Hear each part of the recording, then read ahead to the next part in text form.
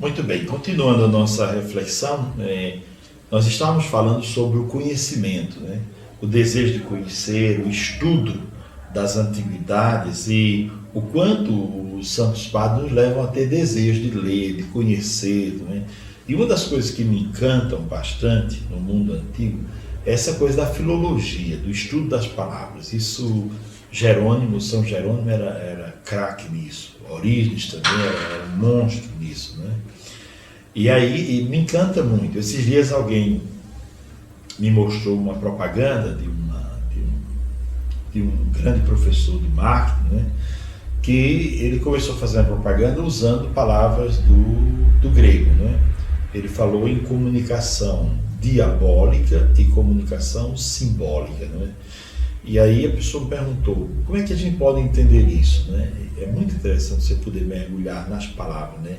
Dia significa dois, né? Bolos é a coisa, né? Então, diabolos seria algo que divide uma coisa qualquer em duas, então provoca divisão. Então, o que é o diabo? É aquele que provoca divisão no modo de pensar. Você pensa, será que isso está certo ou está errado? Será? Põe a dúvida, não é? Divide o coração, né? Fica um coração dividido entre Deus e os ídolos, né? Diabolos e simbólico, porque sun significa junto, né? Aquilo que está agregado, né? Aquilo que junta. Simbólico, o símbolo é aquilo que une, né? Você vê, por exemplo, uma bandeira, é um símbolo que une uma nação inteira. E o simbólico tem uma coisa mais bela, porque o simbólico não toca só a razão, o simbólico toca a emoção, toca o coração, né? Você vê uma bandeira do nosso país, até uma criança diz, olha, é a bandeira do nosso país, é a bandeira do nosso estado, é a bandeira da nossa cidade, é a bandeira do Vaticano, é a bandeira da minha paróquia, quer dizer, o símbolo é algo que une, não é? Então, nesse comercial de marketing ele falava sobre isso. Depois falava sobre comunicação, né? Comum é junto, trabalhar em comum. E ação, quer dizer, fazer uma ação, comunicação seria isso, seria eu trabalhando, pensando no outro que está do outro lado e tentando estabelecer com ele uma ação. Eu lembro quando eu fiz um curso de comunicação, a gente estudava esta coisa. Aqui tem o que fala, aqui tem o que escuta e aqui tem os meios. Quais são os meios que nós vamos usar para chegar a essa pessoa e efetivamente se comunicar com ela, né? E depois a outra palavra era comunidade, né? Quer dizer, são pessoas que vivem numa unidade e tentando colocar em comum os valores que elas têm. A vida em comunidade, ela nasce de valores, né? Valores e desejo de viver valores. Uma comunidade, por exemplo, como a nossa, né, que está surgindo, o mundo patrístico, é uma comunidade que nasce do desejo de estudar a patrística, do desejo de aprofundar a patrística, do desejo de se deixar iluminar por essa área do conhecimento da teologia que é tão importante. Então essa coisa da filologia me chamou muita atenção, porque também os nomes próprios, antigamente, eles eram muito bem escolhidos. Se você vê os nomes próprios do Antigo Testamento, todos eles têm um sentido muito profundo. Nome próprio de cidade, nome de pessoas, todos nascem de um estudo muito, muito grande. Eu, quando fui colocar o nome no meu cachorro, vejam vocês, eu passei... A gente tem a tentação de dizer, não, vou botar um nome qualquer, mas não é assim. Então, em que hora eu comprei esse cachorro? Em que momento? Qual foi o sentido? Por que ele chegou na minha vida? Em que circunstâncias? Então, eu juntei tudo isso e fui na filologia ver qual o melhor nome para esse cachorro que está chegando na minha vida. Né? Eu comprei esse cachorro, qual o sentido dele aqui? E aí eu coloquei um nome, né? Então, assim, do mesmo jeito, né? Eu lembro que na Itália nós tínhamos um livro para ajudar os pais a escolher os nomes dos filhos, né? Por exemplo, Leta e Letícia. Tem gente que se chama Leta, gente se chama Letícia. Letícia em latim é alegria, quer dizer, Leta é aquela que nasceu para viver na alegria, né? Amanda é aquela que nasceu para ser amada, né? Aquela que nasceu para ser querida, para ser amada. Anastácio, por exemplo, né? Anastácio vem de anástasis. Anástasis em grego é o quê? Ressurreição, é subida.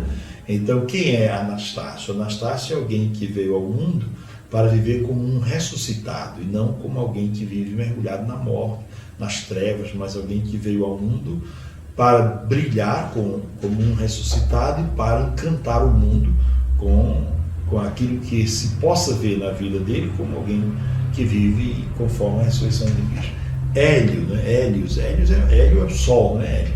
E aí, é dizer, quem é Hélio? É aquele que veio a este mundo para ser como o sol, que aquece e ao mesmo tempo que faz o outro descobrir a sua capacidade de ser criativo, a sua capacidade de, digamos assim, como é que a gente pode dizer, a sua capacidade de dar frutos, né? Faz o outro perceber que não é estéril. Então, o sol faz isso com a terra, faz a terra despertar e gerar fertilidade, quer dizer, faz o outro sentir-se fértil, sentir-se capaz. Então, Hélio veio ao mundo para quê? Com essa missão de iluminar a vida dos outros e, ao mesmo tempo, de despertar nos outros essa fertilidade, essa capacidade de produzir aquilo que o outro pensava que não era capaz de fazer. Então, quando a pessoa entende o valor do seu nome, o sentido do seu nome, ela começa a... Então, às vezes, você coloca um nome numa pessoa que ela passa o resto da vida dizendo: por que meu pai e minha mãe botaram esse nome em mim? Um nome tão horrível, né? Escolha bem o nome dos seus filhos. Vai ser só digamos assim, um parênteses que eu quis fazer para poder falar do valor da filologia, que é algo que os Santos Padres despertam em nós também. Uma vida inteira seria pouco para entender esse universo dos Santos Padres. Ontem à noite eu estava lendo Orígenes, preparando uma aula de Orígenes, sobre Orígenes para o curso, né? E aí é interessante que tem um escritor antigo que diz que Orígenes escreveu 6.000 obras. Eu creio que é Epifânio de Salamina, né? 6.000 obras. Depois Eusébio Cesareia diz: eu posso afirmar com certeza que foram 2.000 pelo menos, porque muitas foram queimadas, foram perdidas por conta dos conflitos, dos confrontos. E depois Jerônimo diz: eu tive acesso a 800 obras. Então, quer dizer, você vê que é um mundo. Só um autor como Orígenes você levaria o resto da vida para estudá-lo, né? Pois bem, então uma das coisas que os Santos Padres despertam em nós é esse desejo do contato com a cultura, com o conhecimento, de querer estar sempre se atualizando, lendo, comprando livros, né? Nós deveríamos pensar em livro não como um artigo de luxo. Um livro não é um artigo de luxo. Se eu puder, eu compro. Primeiro está certo, vem a comida, vem outras coisas, mas você tem que se atualizar. Tem que comprar livros bons, né? Tem que buscar conhecimento. Depois, valores religiosos, não é? Como a fé madura, é algo que nasce, também pode nascer em você, o desejo de uma fé madura, de uma fé que não se alimenta de coisas assim, de crendices, de fantasias, mas uma fé muito madura. Uma fé muito madura, a fé de alguém que transmite com a alma aquilo que pensa, que sente, é capaz de dar a vida, derramar o sangue em defesa dessa fé. Depois, o amor a Deus, e a gnose, a verdadeira gnose, como diz São Clemente de Alexandria. São Clemente tem uma palavra muito interessante nos chamados, é um livretinho que eu li, até traduzi, Strômatos. Ele tem no número 12, se não me engano, uma palavra sobre isso, né? Diz que a alma precisa se esvaziar para poder ter acesso ao verdadeiro conhecimento.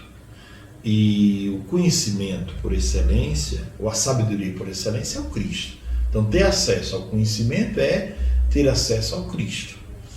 Então, essa verdadeira gnose, esse verdadeiro desejo de conhecer a Deus, que nasce também junto com esta kênose, esse esvaziamento para poder acolher Deus, é muito importante. Nós aprendemos isso também com os Santos Padres, o amor a Deus. do desejo de conhecê-lo cada vez mais, e conhecer Deus da maneira melhor possível, né? Sem atribuir a Deus coisas que nós imaginamos que Deus seja. Mestre Eckhart dizia uma coisa muito curiosa, que nós precisamos nos desfazer de muitos conceitos de Deus para poder deixar Deus se apresentar a nós como Ele é.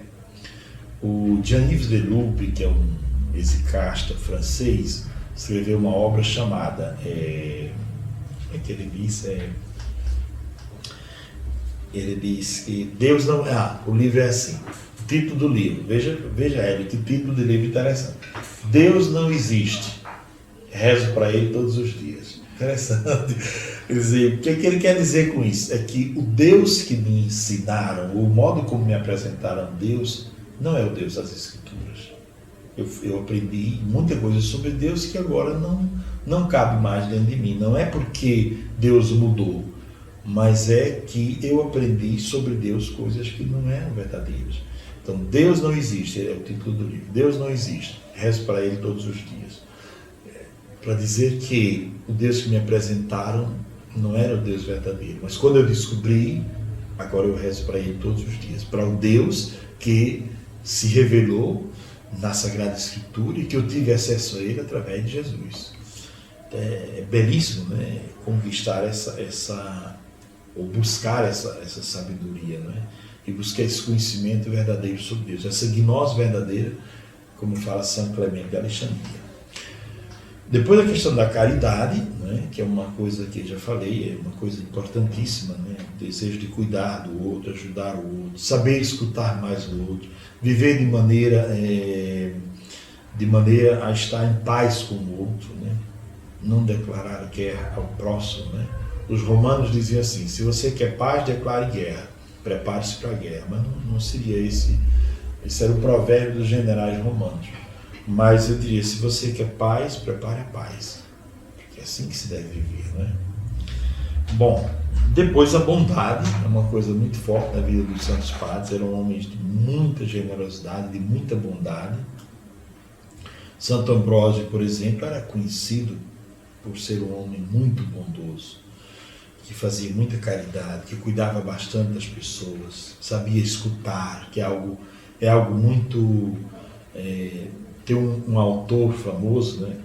E ele foi muito religioso, depois ficou ateu, né?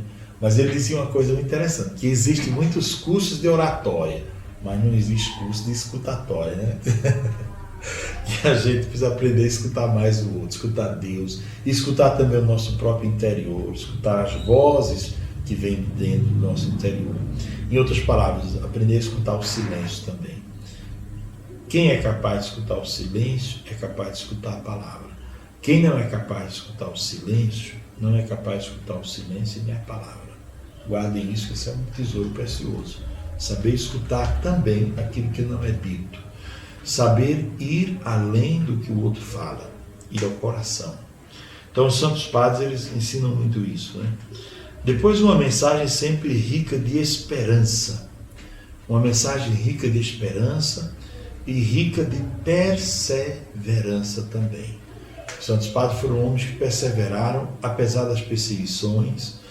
Muitos morreram nas arenas, muitos morreram de mortes assim terríveis, né? Mortos perseguidos, né? Perseguidos pelo Império. O próprio Orígenes foi perseguido, foi preso, foi torturado e morreu por conta das torturas. Orígenes queria ser mártir, né? Quando o pai dele foi preso, a Orígenes mandou uma carta para o pai na prisão. Veja a profundidade desse homem. Mandou uma carta para o pai na prisão, dizendo assim, dizendo: pai, não renuncie ao cristianismo e nem tenha medo da morte por causa de nós, por causa da família. Nós estamos bem, nós vamos ficar bem. Morra pela fé, vale a pena. Um menino acho que ele tinha 12 anos quando escreveu isso. E ele queria sair de casa para enfrentar os juízes e os magistrados de Roma e falar sobre a fé dele.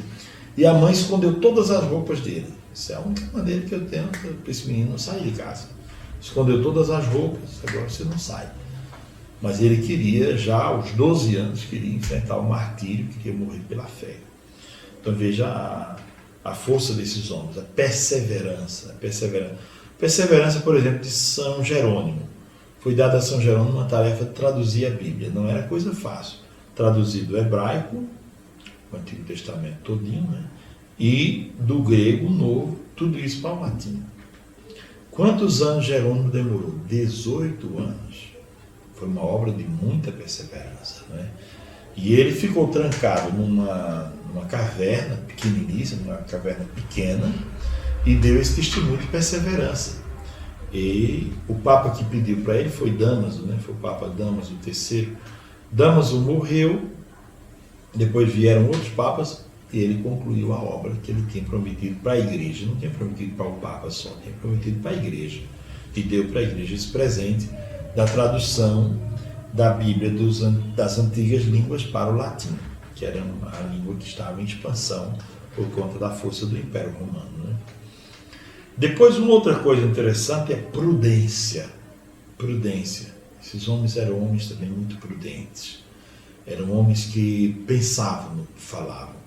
Esses dias eu estava vendo uma situação e olhando, né, que às vezes a pessoa, por causa de uma palavra que ela diz, ela se perde. Às vezes, por uma palavra que o marido diz, ele perde o matrimônio. Diz uma palavra tão ofensiva que a esposa diz: eu não tenho mais condição de ficar com você. Porque essa palavra foi pesada demais. Eu nunca escutei de outra pessoa. Nem meu pai, nem meus irmãos. Ninguém nunca me disse isso. Você que vive comigo, que jurou amor e fidelidade a mim no altar, me disse isso, então eu não consigo mais ficar com você. Se eu posso até voltar, mas eu preciso de um tempo para me recompor por dentro. Então a palavra que a gente diz, ela não volta, né? Por isso que às vezes uma pessoa, por causa de uma palavra, perde o emprego, diz uma palavra que não devia dizer, perdeu o emprego. A palavra tem uma força grande, né? Então que a palavra, principalmente para os antigos, ela tem a ver com sopro, né? A palavra é um concentrado que sai daqui de dentro, né? Então a palavra, ela condensa o que eu penso, o que eu sinto e aquilo que também a minha espiritualidade me diz. A palavra é um condensado. Então é um sopro que tem harmonia e que se faz compreender, que se faz entender. Aí veja que com um sopro Deus conferiu vida a Adão, que era apenas um bolo de barro, né? Está na Bíblia. Então veja que a palavra é um sopro e ela tem muita força. Às vezes o pai diz uma palavra ao filho na infância, na idade adulta, aquele menino ainda carrega essa palavra, não é? Então nós vamos continuar esta reflexão. Não sei quantos minutos ainda temos. Sim, pronto, já estamos terminando esse capítulo, mas nós vamos continuar essa reflexão com mais um capítulo sobre o que os santos padres fizeram por mim, têm feito por mim e o que podem fazer na sua vida. Comece a estudar os santos padres, você vai ver a beleza. Estudar a Bíblia e os santos padres juntos, isso vai te dar entre aspas, um capital interior muito grande.